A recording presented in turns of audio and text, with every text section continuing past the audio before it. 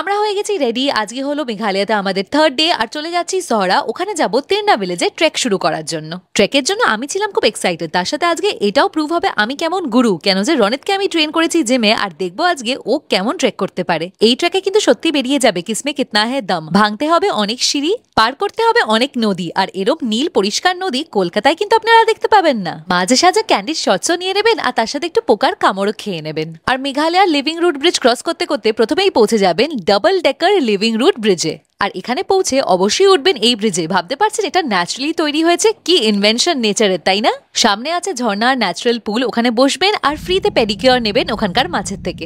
আর কি, আবার হাঁটা শুরু। পাহাড়ে এসছেন আর হাঁটবেন না সে তো হতে পারে না। তারপর হাঁটতেই থাকবেন যতক্ষণ না দূরে দেখতে পাবেন এই সুন্দর ওয়াটারফলটা, যার নাম হলো রেইনবো ওয়াটারফল। আর কাছে পৌঁছালেই বুঝবেন যে সব্র কা ফল মিঠা হতা হ্যায়। এমন সুন্দর দৃশ্য পেতে গেলে কিন্তু খাটনিটাও করতে হবে। আমরা তো করলাম, এবার আপনাদের পালা। ট্রেকটা করবেন কিন্তু। বাই।